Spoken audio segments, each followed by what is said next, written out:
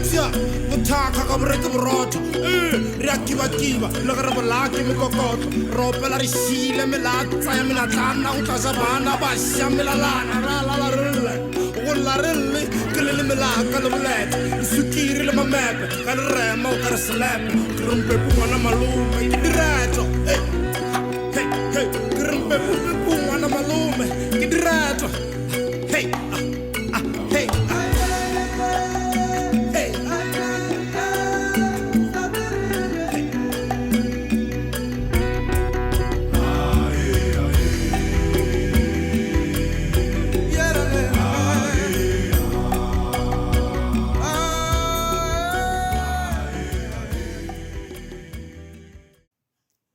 Hello and welcome to episode 20 of Afrikanists Assemble. We're back with a third season, more questions, and new contributors in the field of African languages and literatures, as well as neighboring disciplines. This month's question is based on a recalibrating Afrikanistic conference that was hosted by our partner, the Federal University of Wukari, in Abuja, Nigeria last month. Here's the question we asked all our contributors. What is a particularly interesting or impressive use of creativity in language that you've encountered? If you want, you can send us a written sample of the creativity you're talking about, and we'll turn it into a graphic to show as a visual aid while you speak. We received 18 diverse answers to this question, the most contributions for any episode so far. So strap in and let's see what they had to say. Creativity in language has to do with the ability of a language user to bring in innovation in forming words, especially words that were not originally part of that language lexicon. Different African languages exhibit this character of creatively forming words by boosting their lexicons. Part of this creativity is in the use of approximation, describing words where there are no equivalents in the target language, or assimilation, using words that are not originally part of the lexicon of a language by giving it a local color of the language in pronunciation, like the Tiv language, for instance, where there is no word for committee spelled C-O-M-M-I-T-T-E-E, but the word has been assimilated to accommodate the Tiv pronunciation as in committee. There is also proverbialization. In Achebe's Things Fall Apart, for instance, there is a use of proverbs to recreate the cultural impulse of the Igbo people. Again, where people of a second language encounter difficulties in recalling a language, they tend to code switch or code mix in the language of fair competence. There is also the use of circumlocution, where users of language describe what they tend to say if they cannot recall or are unaware of its equivalent in the existing language, in the language of use. Coinages are also ways of creating in Nigeria. The word japa, spelled J-A-P-A, pronounced J-A-K-P-A, was not originally a Yoruba word, but a clip from the two Yoruba words, ja and pa, spelled pa, pronounced pa. Ja is an Oyo Yoruba, a verb which means to cut. Waipa is an adverb from the word patapata, which means completely. Therefore, the clip becomes a new Nigerian parlance to cut out completely, to leave or run away from one country to another for greener pastures. These and many of such instances are ways of encountering creativity in language. Asụsụ Igbo bụ asụsụ a na-asụ n'ọwụwa anyanwụ Naịjirịa nke dị n'ọdịda anyanwụ Afrịka. Ihe na-amasị m na njikwa nka n'asụsụ Igbo bụ njikwa atụmatụ okwu ya na mmebe mkpụrụ okwu iji kepụta mkpụrụ okwu ndị na-adịghị n'asụsụ Igbo. N'ọmụmaatụ ndị a, eji akpaala okwu kwuo okwu nke onye na-amaghị asụsụ Igbo nke ọma agaghị aghọta ihe a na-ekwu. Aka abụọ. Onye ọbụla nwere aka abụọ, mana nke a pụtara izu ohi. Ire abụọ. Ọ dịghị onye nwere ire abụọ, mana ọ pụtara ekwughị eziokwu, ya bụ ịtụ asị. Anya ukwu. Onye anya ya buru ibu, mana ọ pụtara onye ihe o nwere anaghị eju afọ maọbụ onye ihe o nwere anaghị ezuru. Okporo nke a bụ igwe maọbụ osisi siri ike nke pụtara onye ihe o jiri bụrụ nwoke na-akwụ ọtọ gidigbam, ya bụ utu. Ukwu nnu, onye na-enwekarị mmekọ nwoke na nwaanyị maọbụ onye na-agba n'ezi, ya bụ akwụna.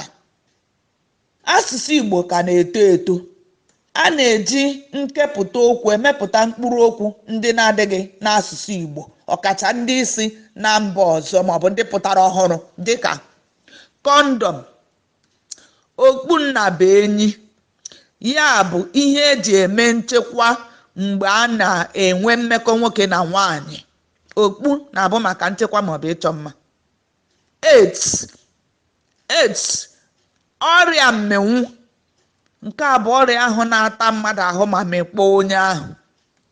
Drug addict, oji ọgwụ mere nri, ndị ahụ na-aṅụkarị ọgwụ ike nke na-ekwezi ha njite. Embezzlement, olu ya pụtara ilo ihe, mana olu ya nke a pụtara mmadụ ibukọta ego maọbụ akụ na ụba ndị mmadụ nwe maọbụ gọọmenti nwe ya eburu ya so ya. Keyboard, ụgbọ abịchị. Keyboard dị ka ụgbọ mana ihe dị ya n'elu bụ abịchị. Ọ bụ site na njikwa nka na asụsụ Igbo mere eji kepụtalia mkpụrụ okwu ndị a iji mejuo asụsụ Igbo ka ọ na-eto dịka asụsụ ndị ọzọ. At the Swahili coast, I have been fascinated with the omnipresence of poetry and symbolical language. So one of my favorite ways of communicating creatively is the use of the kanga or leso. Kanga or leso textiles are rectangular cloth used by women both as clothes as well as medium of communication. So on the margin there's typically a saying or msemo. Women use these textiles to send messages which are normally full of allusions. At least they have an unclear reference and they are definitely not easy to understand. So the one I have here says, for instance, anayependa kikweli hachoki kuvumilia. So the one who truly loves does not become tired of persevering. However, what is not clear here is who is actually meant. Who is the one who is in love and who needs to persevere? In which kind of situation? Who is being addressed here? So that is actually the point that is at stake. Speaking symbolically, or at least without clear reference, is a particular form of disguised language called mafumbo. Literally, that means knot or knots in Swahili. So the sender ties a knot and the recipient has to untie it. It is an ideal in poetry, but it also permeates everyday communication, particularly if it's about socially delicate matters, politics, or love. Matters in which the sender actually risks to lose his or her face. So the sender ties a knot, and it's only the recipient who can untie it, who knows what is being talked about, or who should know what is being talked about. And this is where the particular poetic power also resides. Its efficiency lies in the opacity. So we don't really know who is in love, why it needs perseverance and so on. And then on the other hand, of course, there's the decoding which has to take place. I love the creative way women send messages, often by giving such a leso or kanga as a present. I mean, indicating that they want to send a message to a particular person, or also by simply wrapping the kanga, the leso, around their waists or their hats. So anybody could be addressed, any issue could be raised, and there is often lots of conversation about what a particular woman actually means, whom she's talking to, which is, I think, the fun part in it as well. So the one addressed, the one who loves, however, should know or will know what she's talking about. Swing low, sweet chariot, coming for to carry me home. Swing low, sweet chariot, coming for to carry me home. What I find particularly interesting or impressive use of creativity in language that I have encountered is the lyrics of a song, Swing Low, Sweet Chariot.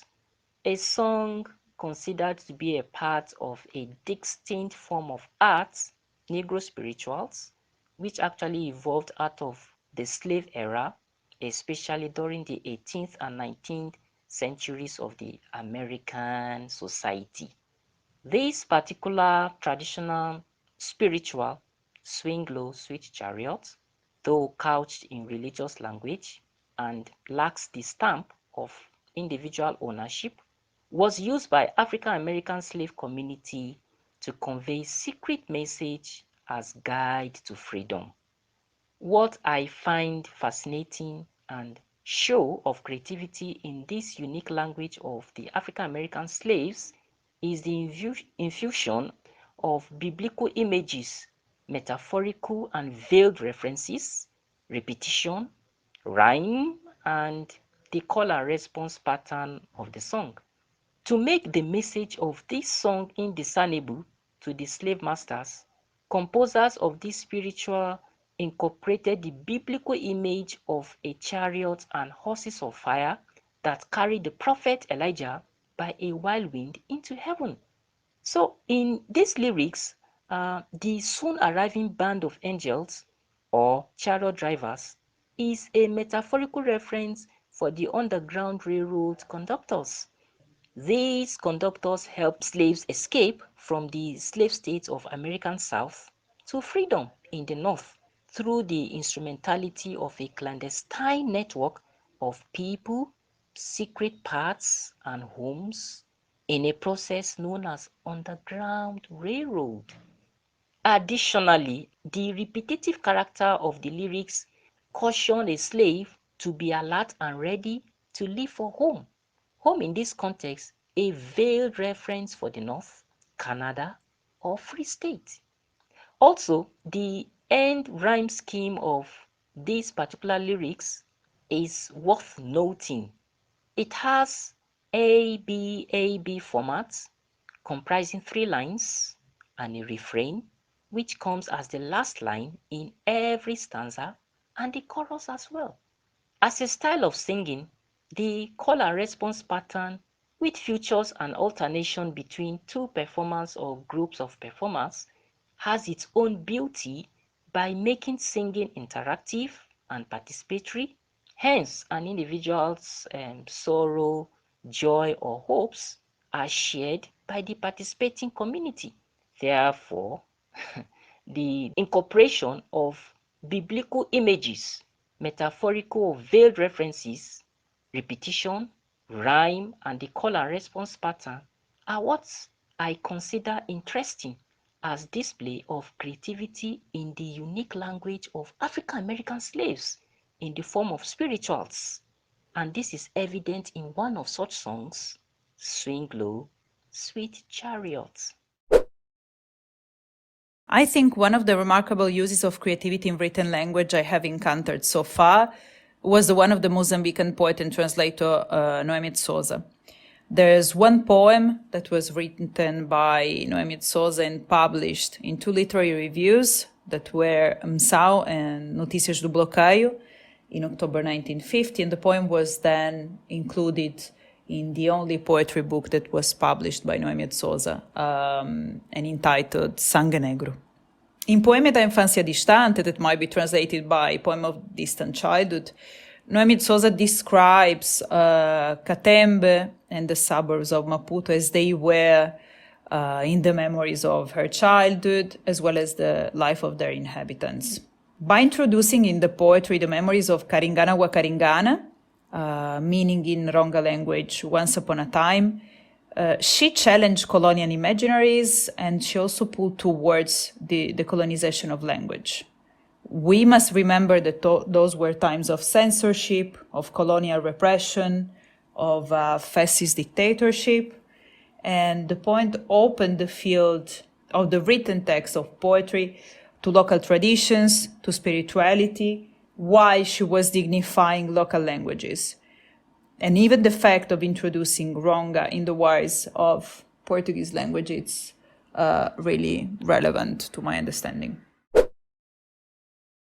Creative language is the ability to use creative prowess in the description or of sentence construction in a language by swift choice of diction and phrase. For instance, in Africa, creative language is common in proverbs, idioms, maxims, etc. that have been translated to English. The process of translating these proverbs, idioms, constitutes source of creative language because it is an attempt to achieve exact value so as to reduce too much of exact value loss. For instance, when you curse the rain that drenched Omuga, Omuga is a very beautiful lady who dressed up and was stepping out. You must also reprimand Omuga for not taking caution of the unfriendly cloud while embarking on that journey. Creative language, when properly used, has the potency to drive the exact meaning of a language from its original nature to a second one translation. It stimulates contrasts and clarity in the course of explanation. Creative language has helped to enrich the language value of African prose, drama, and poetry, and this comes as a result to present the driving literary ideas contextually to derive meaning and pleasure. Thank you. I'd like to talk about creativity on the part of two authors writing in different eras and indeed in different languages and different genres that centers in the same Swahili word. Both writers were born on the Swahili coast. They are Shaban Robert, who lived from 1909 to 1962, and Abdulrazak Gurnah, who won the Nobel Prize for Literature in 2021. And the word they both use is nyika. If we look up nyika in a Swahili English dictionary, we'll find that it's a particular kind of landscape, a sort of scrubby hinterland set back from the coast. Not forest, but a landscape of grasses and small trees, maybe some shrubs. Let's start with Abdulrazak Gurnah. On page 114 of my copy of his novel Afterlives, Gurnah uses nyika as a kind of pop-up Swahili word in an English language sentence. This happens as African troops under German command are making a hard journey. The sentence reads, "By then, the rain was well set and heavy, a cold, driving rain, which cut into them as they trudged across the nyika towards the escarpment." Here, the flash of Swahili reminds us for a moment, in a particular way, a straight-on language way, where we are in East Africa, in a Swahili-speaking world. Now, interestingly, the eminent Swahili writer Shaban Robert used nyika when he was translating Edward Fitzgerald's Victorian poem, The Rubaiyat of Omar Khayyam, from English into Swahili. Working in the late 1940s, Robert is translating Fitzgerald's stanza 11 from the 1859 edition of Fitzgerald's poem. And Fitzgerald's poem in that stanza says, "Here, with a loaf of bread beneath the bough, a flask of wine, a book of verse, and thou, beside me singing in the wilderness, and wilderness is paradise enow." Now I'm looking at Shaban Robert's last two lines of his stanza 11. In his poem Omar Khayyam kwa Kiswahili, published in 1952, those two lines say, "Ni pepo nyika hii, ni pepo hapa pote." That is, it's paradise, this nyika, it's paradise everywhere here. Shaban Robert's choice of the word nyika is powerful, since nyika refers to a specifically East African landscape of the region where Robert was born and where he lived. As he translates Fitzgerald into Swahili, Robert communicates with his Swahili readers about the beauty of their own world specifically. This is authorial creativity right down to the single two-syllable word, a word that enacts intercultural negotiations and so much more. In recent times, I've encountered an impressive use of language in computer-mediated spaces. In computer-mediated communication, people invent new forms of words and coinages, as this serves as a means of dissolving the typical structures of language, presenting the most innovative forms of language usage. Clearly, neither linguists nor lay persons can treat these new forms or properties of language as inadequate owing to their ability to communicate speaker meaning. Now, in this post that is currently showing, you could see that the speaker uses various aspects of language to produce a desired effect. He manipulates the various parts of language, namely the orthography, to produce a message, reconstructing the parameters of language in a wide range of social context for a desired reason. You could see that the reconstruction of these words is a token of creativity and all pervasive feature of everyday language in the new media. Hence, speakers make meanings in varied creative forms. This inventiveness also suggests that the speaker is capable of adapting the rules of language to achieve communication. It also suggests that the overall purpose of using the rules of language is to be meaningful rather than to be rule obedient. Rules can be broken if it achieves communication and if it does not compromise the speaker meaning.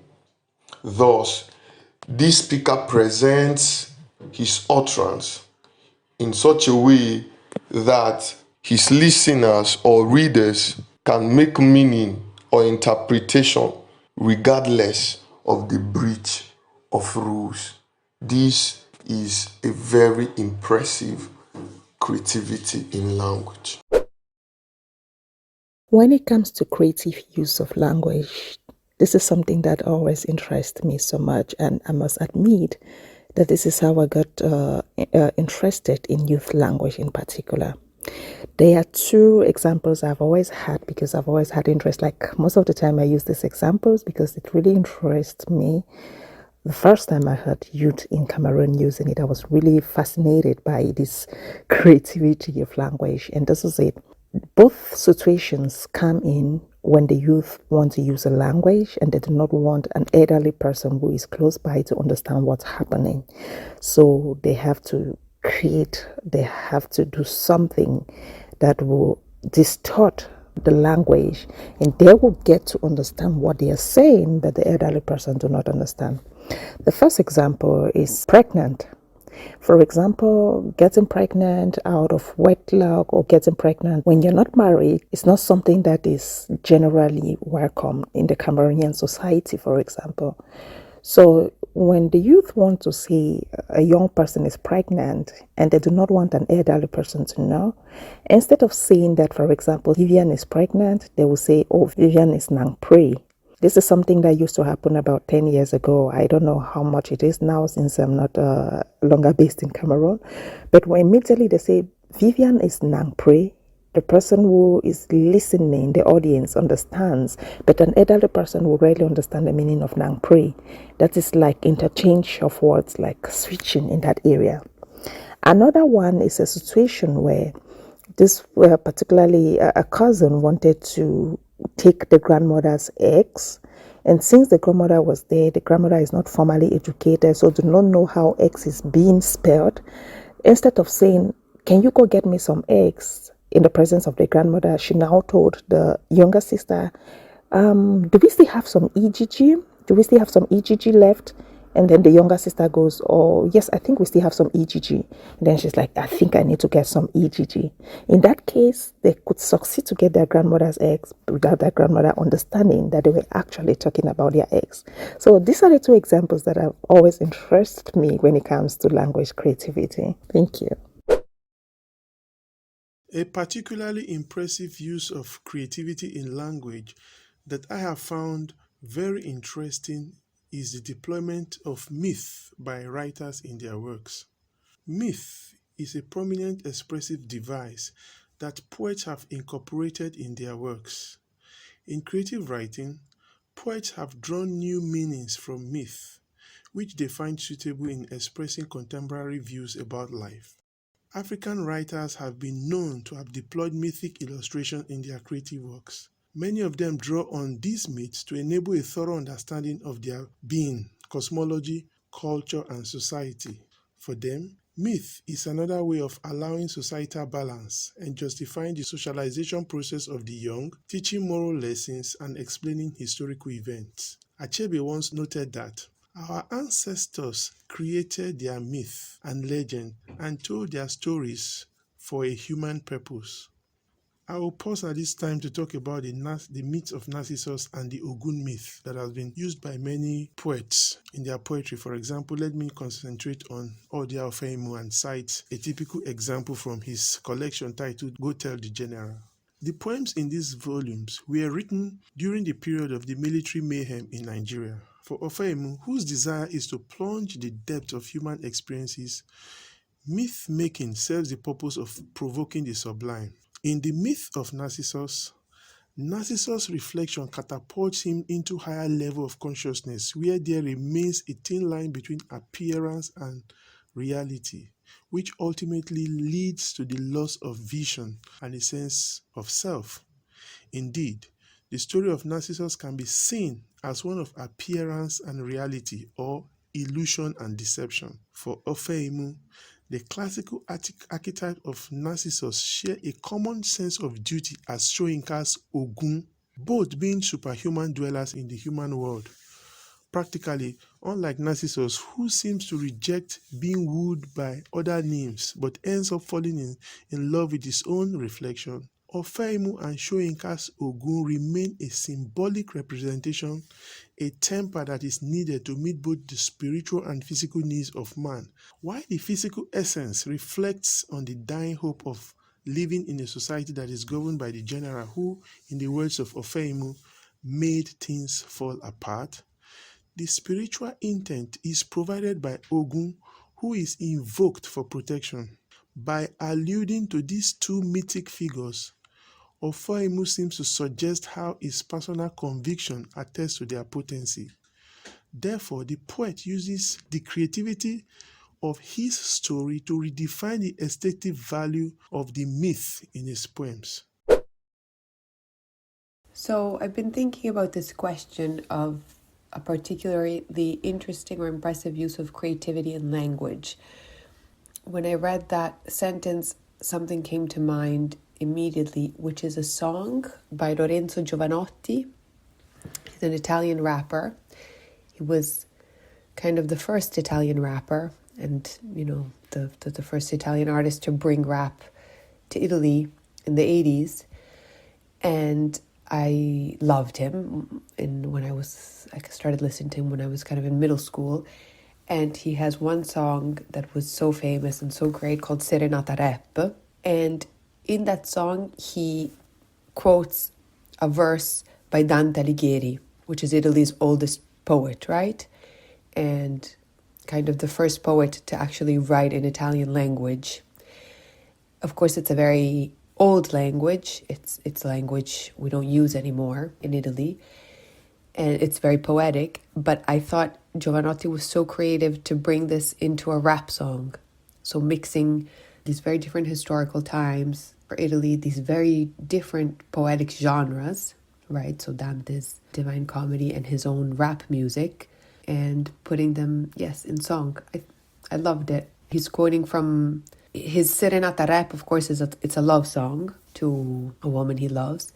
And he quotes from the Cantico number 5 of Dante's Inferno, which is the famous Cantico of Paolo and Francesca, two damned lovers who loved each other so much but out of wedlock, and for this reason, Dante punishes them and puts them in hell. But he meets them and he listens to them, and the famous sentence by Francesca, she explains, what happened, how she fell in love with Paolo, and she tells him, amor che nulla amato, amar perdona, which is a way to say, love that loves you so strongly, you just cannot resist it. So she's kind of explaining why she fell into it. What is particularly interesting or impressed me in the use of creativity in language is the use of literary devices, satire. And when talking about creativity, is value judgment to produce what is not there before. And with the use of language in different aspects through various lenses, like textual lenses, critical lenses, or co-textual lenses. And in the aspect of satirical techniques, in writing typically employed comparison devices to highlight the similarities or differences between subject and object. The satire itself entails the engaging of certain figure of speech for comparative analysis, whether wittingly or humorously. These figures or this figure of speech can be irony, repetition, burlesque, metaphor, simile, etc. Using of these figures to project the image or to compare what you want to compare, to pass the image of what you want to ridicule to the audience. This satire varies into Manichaean satire, Horatian satire. Musa Idris Opanachi, where I want to give an example of his uses of satire, he uses the Horatian type of satire. In his collection of poetry, Eaters of the Living, where he ridiculed the Nigerian politicians and the politics, he said, "Our nation is a nation of eaters. They eat everything and everyone. They eat like the termites. They eat like the cancer cells. They eat like acid," in page 28. Another poem in the same collection, The Eaters of the Living Manifesto, in page 14. He said, "I bring you a Christmas without a Messiah. I give you the flower of my love that will lure you to the dead. Welcome to the state dinner as guests to be eaten. Let's toast with your tears. Help yourself to the flesh of your own blood." This is the exact usage of a satire where he ridiculed those politicians, where he give an instances or example on how they are looting the nation treasury. He said they are like termites, they eat everything. When considering some impressive and creative use of language, one of the aspects that comes to mind is what is popularly known in Kenya as the matatu culture. Matatus are the most widely used means of transportation, largely due to their affordability. In Nairobi and other major towns, other than the graffiti that is splashed in the interior and exterior of these matatus, there is also the creative use of language to communicate some important information, albeit in an unsavory language. Today, I will talk about these modern sayings which one may argue are rude, yet they have become culturally acceptable in the urban space. For instance, since the matatus do not always follow an official schedule with regards to departure, arrival, as well as any stopovers, it is common to find sayings such as "Kama uko na haraka, shuka ukimbie," which translates into "If you're in such a hurry, then alight and run." This is targeted at impatient passengers who may want the driver to increase the speed or reduce the number of stopovers. It is a particularly witty one when we consider that Kenyans are known for their long distance running. A closely related one is ungekuwa na haraka ungeanza safari jana. This translates into if you were in such a hurry, maybe you should have begun your journey yesterday. It is not uncommon to also come across some language which we may term as discriminative in some of the matatus, more so in the city. For example, one of the sayings on a matatu reads, "Caution, no luggage. Mzigo ni smartphone, gazeti." This translates to, "Be advised, no luggage allowed on board. We only allow a smartphone and or a newspaper." Such use of language is targeted at some passengers who carry heavy luggage, which is particularly an inconvenience for the matatu operators, especially during rush hour. These are just examples of some of the mainstream sayings that one may come across. This space is quite rich for linguists, sociologists, as well as literary scholars, and I look forward to engaging and having people look at some of the aspects that come out of this use of language. One particular interesting thing I encountered in the use of creativity in language is that language can be presented in graphic images. This takes us to animation and cartoon. By presenting one's idea through animation, for example, a proverb that says, "Fighting in bands are done with elbows." This is a proverb from Plato, which means that one should not disclose or rather broadcast family issues.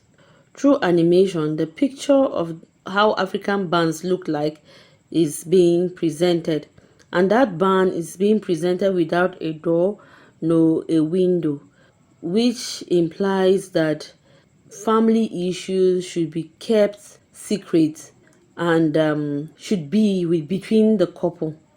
So by presenting this family band, this how the African band looks like, meaning is being created through imagination, which is embedded from the knowledge of one's culture. Without the knowledge of that culture, one cannot present what a true African band looks like. In addition to creativity, which is being created through language, there are many other forms of language usage through the social media platforms. People can begin to coin different languages to also create meaning. The particularly interesting thing about creativity in language that I have come to understand is what I call linguistic sense making. By this I mean the circumstance where a language learner, say of an indigenous African language, uses the alphabetic resources he is familiar with to make pronunciatory sense of another language, say a global language of power like English. This co-linguistic interrogation raises our awareness regarding possible semblances and incongruities in both languages. That's just the first effect. Another major effect of this creative interlinguistic sense-making is that instances of incongruity serve as grounds for the generation of humor by the indigenous language speaker articulating the global language for the first time. Take the situation of silent letters or sounds which are rarely found in equally Romanized languages, indigenous African languages as a case. Specifically, look at it. Why would any English speaker expect words like bomb, limb, comb, numb, subtle, dirt, dumb on one hand, and knee, knit, knuckle, knob, no on the other to possess b and k phonemes, respectively in the orthographies, but not in the sounds created in the words. We find these things in the orthographies. But when you articulate those words, you don't find those sounds, the two sounds in the words I've just enumerated. This is not what obtains in or takes place in African languages. So when an African language, English language learner begins to articulate English words for the first time, he carries over this habit, and what we discover is the creation of a humorous situation. So that's one major interesting thing about creativity in language that I've come to encounter in dealing with languages. A particularly interesting and impressive use of creativity in language that I've encountered and that I want to highlight here concerns Zouglou music in Côte d'Ivoire or Ivory Coast. Let me say this. I know that creativity in language use in music is very common, and Zouglou music isn't the only one that has this. but it's a music that I particularly enjoy, and one of the reasons I enjoy it is the creative language use. So Zulu music has a lot of code switching, it's very multilingual, and the multilingualism present in these songs concern a number of different ways. For example, you have paraphrasing or translation of certain parts of the song texts. What also happens is that you've got organizational code switching, so that the distribution of languages corresponds to the structure of the lyrics themselves. What you've got also is, contributions to development of the same theme, so that there isn't much repetition, but languages just switch.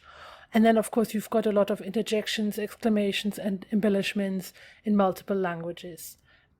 It's something that's very enriching to the songs, not just in terms of the kind of the lyrical development, but also in terms of the musicality and the dynamism in the songs. So it's something that I just wanted to highlight because it's something that has always struck me while I was studying this type of music. And as I said, it's one of the reasons why I particularly enjoy listening to Zulu music. What is a particularly interesting or impressive use of creativity in language that I've encountered? Well, easily for me, the most interesting and impressive use of creativity in language are the tones. The Yoruba language is a tonal language, and I'm sure you have been told that you can say one word spelled the same way, but with different tone marks. I suddenly encountered that even the tone marks are like pictures. You almost can see what is saying if you look at the tone mark. Let us look at the word to sleep, sun. The tone mark on it goes down, and do, sun, which means when you sleep, you go down. Except we're talking about horses, but we're not talking about horses here. The verb to wake is G, and the tone mark is up. You almost can see that as well. Let's look at the verb to pray. The verb to pray is gbadura, and that is do, mi, do, gbadura. And what we say is that you kneel, your prayers go up, and the blessings do what? Come down. So gbadura, do, mi, do. And there are so many other words like that when you look at them, as you learn the meaning of the word, even the tone marks will give you different ideas. Husband is oko, rere.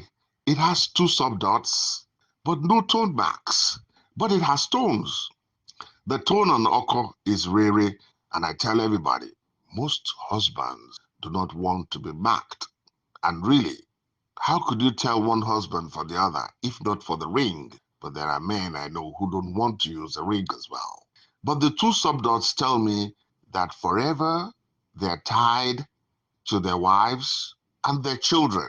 If there's any relationship in the world that cannot have an X, it is that of father and mother. I do not know anywhere where you could say, that's my ex-father.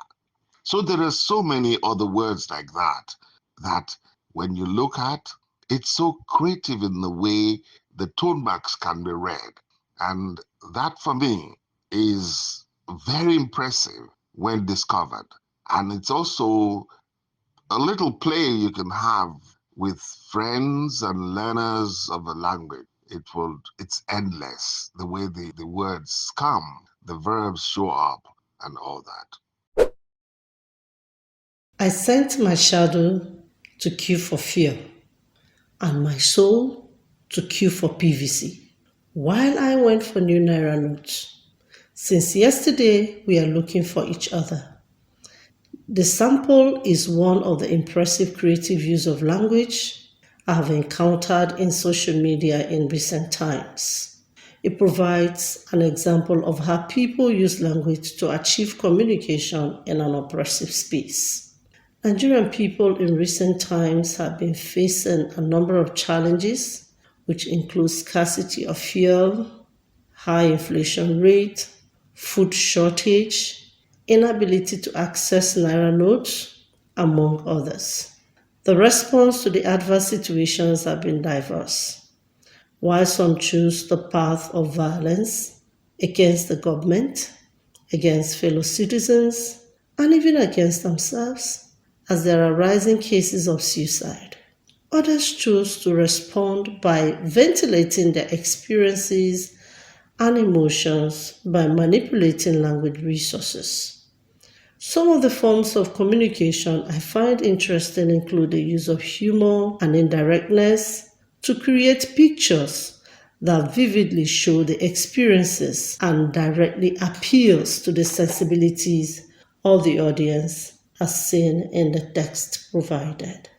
The choice of linguistic resources in the text is potent, as it gives the audience the leverage to interpret the literal and emotional meaning of the expressions. More so in an environment where people can be penalized for directly antagonizing government policies and activities. The text subtly portrays the effect of such policies in a way that evokes sardonic laughter and yet does not attract punitive measures. I consider the author's ability to exploit language resources to ventilate his experiences and emotions interesting. The creative use of language as seen in the text will resonate across space and time more than the use of violence could ever achieve. Wow, that was a solid variety of contributions, talking about creativity in everything from idioms to poetry to tones and even wearable language. What was your favorite contribution? What is a particularly interesting use of creativity in language that you've encountered? Tell us in the comments below. As always, make sure you subscribe to our channel if you want to catch all of the episodes as they come out. We'll see you next month with another question that crops up as we recalibrate the field of Afrikanistic.